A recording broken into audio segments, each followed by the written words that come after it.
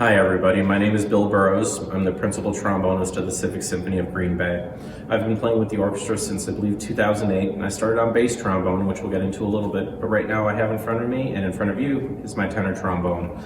The job of the tenor trombone is to blend the sound of the lower end of the orchestra with the higher end of the orchestra, in particular the French horns and the trumpets. If we all think of our modern jazz bands, they have trumpets on the higher end to make the brighter sound. The low end of the orchestra doesn't always have that sound, but that's the job of the trombone, to help blend that sound in. I'm going to play a little bit of range on the trombone just so you can hear what it sounds like.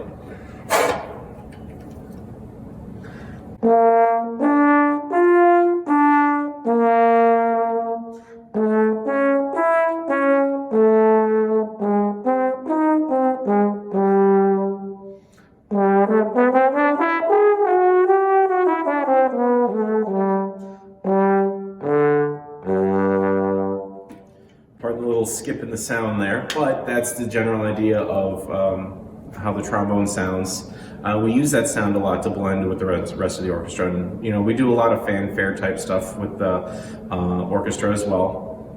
A lot of the common places you'll hear a trombone is when you want something that's not so much necessarily loud, but you want to make a particularly brighter statement in the music that you're playing. We're also very common in movie music. For example, John Williams is a very wonderful composer who uses our sound a lot in film scores like Harry Potter and Star Wars.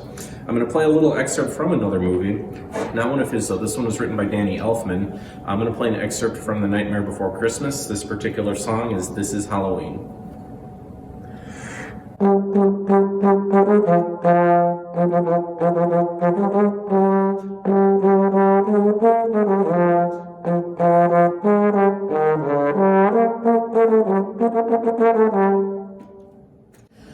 So that's a little bit of a idea of how the trombone sounds with the rest of the orchestra.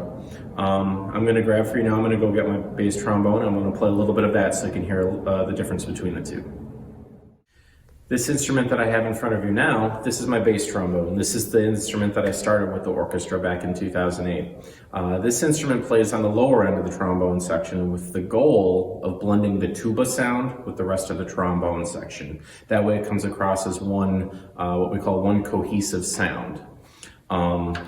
It plays much lower than the tenor trombone like I just played. If you go back a few minutes in the video, you can hear me play some lower notes on the tenor trombone. This one goes a bit lower.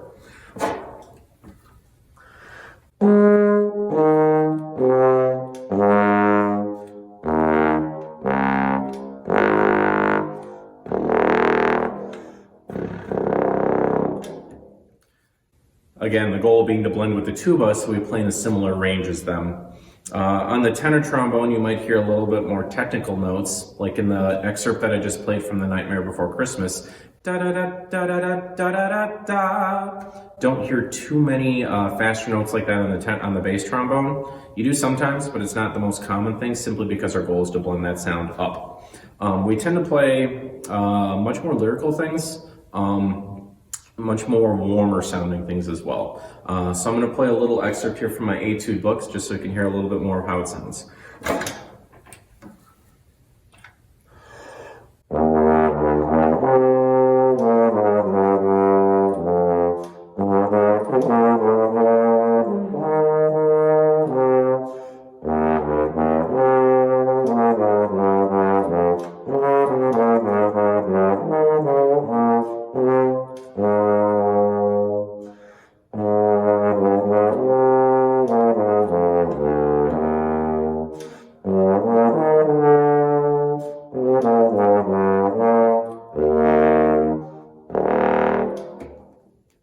Add a little extra lower note there at the end just for fun.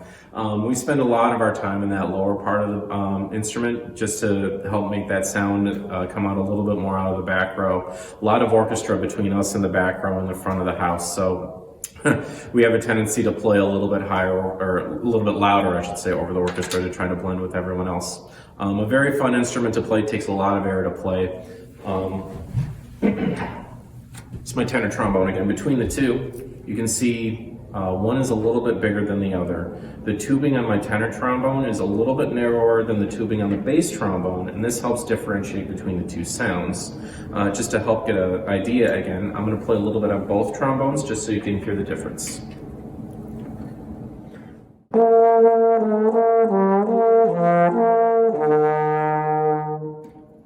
That was the tenor trombone.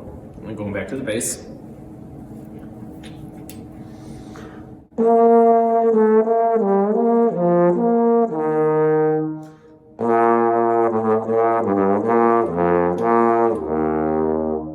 So you can hear a little bit of a difference there. The tenor trombone is a little bit brighter, has a little bit of a higher sound, whereas the bass trombone has a little bit darker and a little bit heavier, not heavier sound, but more of a chocolatey pillow sound, which is kind of fun to play on. You can hear us play these instruments at any of our concerts, hopefully coming up in the next year or so. We're all a little bit socially distanced right now, so this is the best way we can find to reach out to all of you and share our music with you. And hopefully we'll see you at a concert again in the future.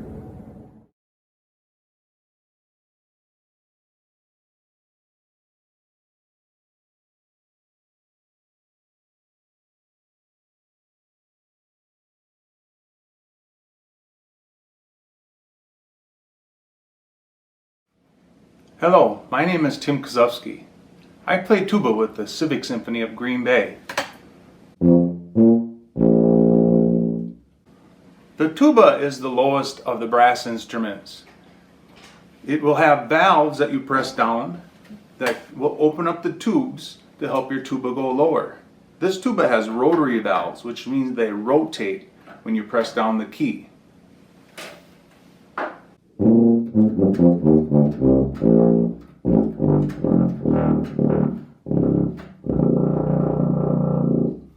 As you can tell, the tuba plays very low. That low sound helps the orchestra become very full. It can be very nice when the tuba is playing mellow music to have that low sound, and it can be especially nice when the tuba is trying to be dramatic, when the orchestra is trying to be dramatic rather. The tuba also has a high range which can be pleasant and nice to listen to.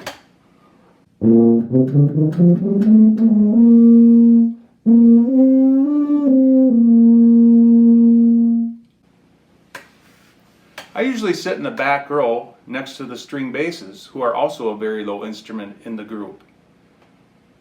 On the other side of me are the trombones. They usually like to keep the brass together so we can work together and listen to each other. Here's one more example of the tuba, how dramatic it can be in the orchestra.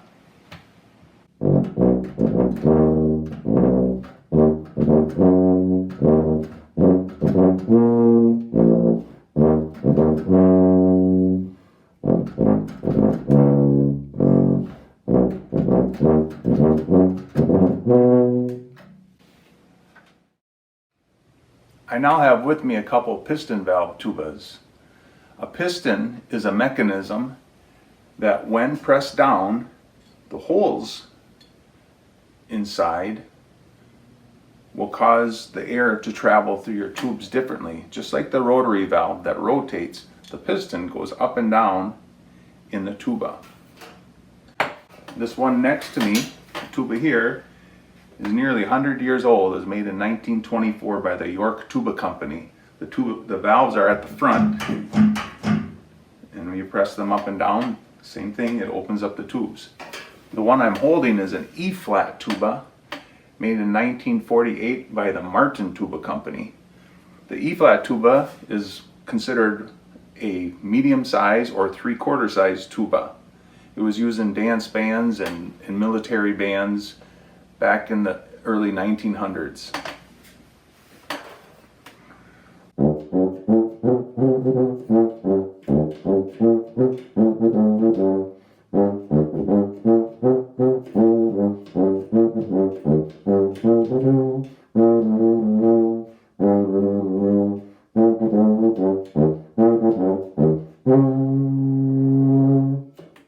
Here's another form of the piston tuba.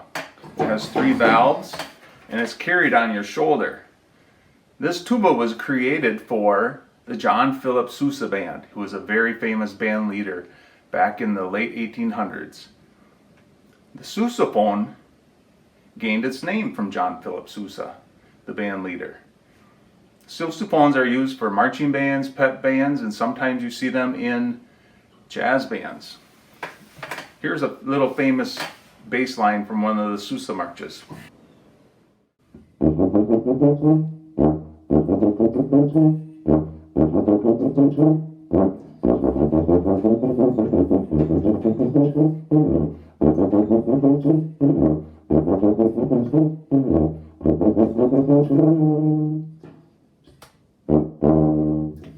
Here are a couple members of the tuba family which are a little bit smaller. These are called the Baritone Tubas, or often referred to as just baritones. Another name for these horns is called Euphonium, which is a German word meaning warm sounding. The euphonium is very nice to listen to, has a very pleasant sound. This one has a bell front. Much like the sousaphone, it lets the sound go forward towards the audience. This one has an upward bell. The upward bell lets the sound carry throughout the concert hall. You won't find euphoniums in the orchestra very often. There's only a few composers who will write for the euphonium, but it is very common in the concert band.